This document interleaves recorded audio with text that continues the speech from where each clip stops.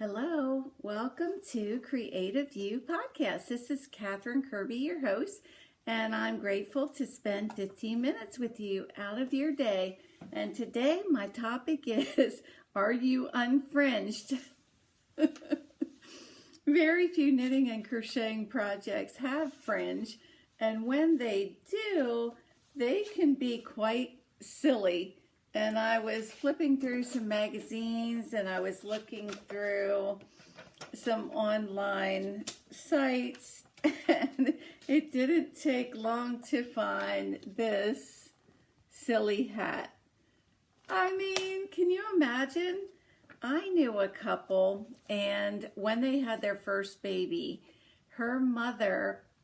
his mother was an avid crocheter knitter and made all of these fruits and vegetables, like soft tactile toys. She was probably way ahead of her time. I'm sitting here by the window, so the sun is going to come out and then it's going to come in and go out. Anyway, cauliflower and broccoli. Her son, the baby's father, thought it was a hat, and he said, I thought, oh no, I'm going to dress my baby like a cauliflower or I'll offend my mother. But anyway, a lot of silly things with fringe, and maybe it's just poorly done. I don't know. But do we see fringe in nature? We do. There are fringed flowers and fringed tulips, and there are probably fringed birds and so forth. And look at a dandelion. I just thought of it this minute. Doesn't it look kind of fringy? This is my flower of the day. The last time I saw my little grandson, he was so excited about the orchid blooming. He'd come every day. Do we have another flower? But he brought me a dandelion. And when he picked it up, he broke it right here. So it was like this, and he's like, Grandma, hurry up, put it in water, or it'll die. And aren't children just wonderful? Their innocence, and they see beauty in everything. Oh, my kitty's on the windowsill. You want to see that flower? So I thought today I'd talk a little bit about fringe. Here's just a plain unfringed, but are we afraid of fringe? Are we afraid of pizzazz? Do we like it? Do we like it in other people? I wanted to talk a bit about a phenomena that we've probably all encountered at one time or another, and it's when you see or hear something unfamiliar. Maybe it's a car that you've never seen before, or a word or something. And then within the day or two, you seem to keep seeing it or hearing it. It is called the like a lamb, the Baader-Meinhof phenomenon. And I'll write that down in my little notes. And they say it's because we're more aware of it, but it still doesn't explain, So my husband and I were talking the other day about this strange thing about passing on a mantle. And it's a well-known religious leader that died, and it was all in the news, like who is going to get the mantle? Who is the mantle going to be passed on to? And my husband said, I don't get it. Like, what are they saying? Well, I explained it to him back in the day of Elijah, that he was passing his mantle on to Elisha. But within the day, I'm reading my murder mystery, and the oldest daughter of the family is in court. And I love the way Anne Perry writes. And this is the detective looking at her. He studied her features, the smooth brow, the level eyes, the long straight nose, the full mouth, almost perfectly shaped. Each feature was good, and yet the whole had too much power in it for ordinary beauty. had she taken over the mantle of leadership on her mother's death? And there it was. And I showed it to my husband and we kind of laughed. So this is a knitting crocheting podcast. So what are we going on and on about Fringe? I just thought it was interesting. And I'm making a project called, the word kind of looks like Erica with an A, but I also thought of Eureka, but Erica, A-R-I-C-A, and it's going to come around and down, and then it's going to be fringe. So here's my lacy top, and there's my bottom. And I'll see if I can find it for you here to show you what it looks like.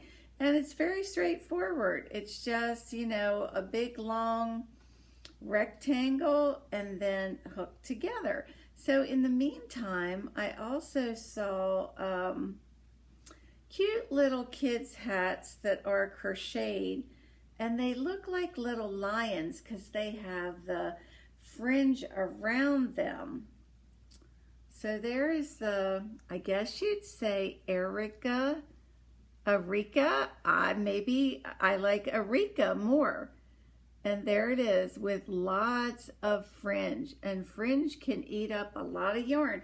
I actually have fringe makers at the shop so you can measure out your fringe exactly. And we talked yesterday about suppressed passion.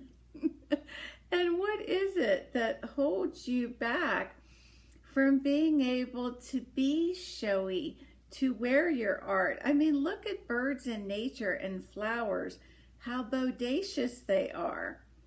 So here are some projects that people did. And I was looking at a fringe project this morning, and I wanted to look at how people were doing them. And there were some people who went very slight. And oh, by the way, mantles, I'm talking about mantles. Mantles have fringe. It's not a lot, but the mantles that the rabbis and so wear do have fringes. And let me see if I can find you a picture. But what is it that holds you back from, you know, wearing your art and being showy? What makes you feel like you have to be prim and proper and actually be uncomfortable if I pulled up mantles and I am getting lots of fireplaces. Oh, that's silly.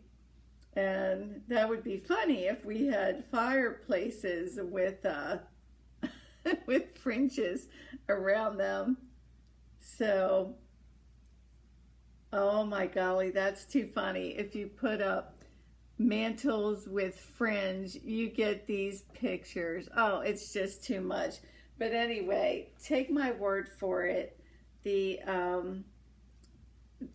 mantles do have just a little bit, not showy, a little bit of fringe. And there's some boho pocketbooks out there that there would be a Torah mantle, just a little bit of fringe.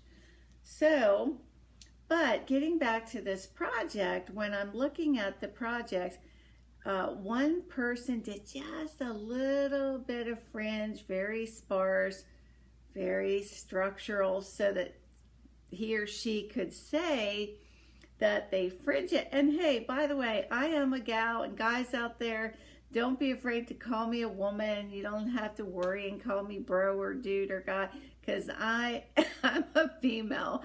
I remember one time I went into the post office and I had a dress on. I love to wear dresses. My parents worried about me when I was young. I went to this church function in big sloppy bib overalls, And back then, they didn't have bib overalls tailored for girls. You wore the farmer's big overalls, and my parents were appalled. And here I grew up loving being a woman. And so I came out of the post office, and this younger gentleman said to me, "I'd just like to thank you for looking like a lady." He said, "I'm seeing that less and less, and I really appreciate it." So, and then some of the projects were just so full of fringe, they looked fluffy. And then one person, no fringe, just a straight, just a straight vest, no fringe. And so hopefully I'll get this finished today. Maybe block it, maybe not. I don't block everything. And this is Ella Ray Lace Merino, I think Aran weight, and it is a superwash, and superwash yarns do have really nice stretch. So maybe if I blocked it, it would be out like that, and I don't think that's really the purpose of it. And I have another fringe cowl I'll try to get from the shop and show it to you. So anyway, do you need some fringe in your life? And this is going to be just a little child's hat, and I'm just on the straight rows now. And you know, people, a lot of these patterns that you pay for, you could do yourself. Just have a little confidence in yourself. So I'll go straight down and finish it. And look at this neat yarn. A lot of these like bling yarns aren't out long because people don't buy them, or they don't know what to do with them, or they use 100% this and it looks really goofy. And I really think it's up to the manufacturer to give some good patterns and show people what to do with this. This is FFF Park, and I had seen a little hat for a child that looked like a bear, and it had fluffy fringe. But usually what they do is, oh, there's my kitty, Patches. Let's see, there's Patches. Hi, hello. And, excuse me 1 minute. And so what they tell you to do is cut 8-inch lengths and then fold them in half and then put them all around here. But I'm thinking, why not do loops? And I'll see if I can find you a example. Do loops and then cut them. So, I mean, it's always nice to look at a different way to do things. Maybe there's a better way, maybe an easier way, more practical way. You know, I remember one time I was following a pattern and making, there's a fringed flower, so lots of loops. And I'm thinking, why couldn't you see? And there they cut some. And the person had me actually bind off some stitches, add another skein, and have 2 skeins going just to do a little buttonhole. That was kind of silly. So I'm thinking, instead of cutting all these lengths, look at these pretty colors here. Purples, yellows, blues, green. What if I looped it and made sure it was connected and then cut it? So more tomorrow on that. Have a fringy day, and God bless you, and shine, baby, shine.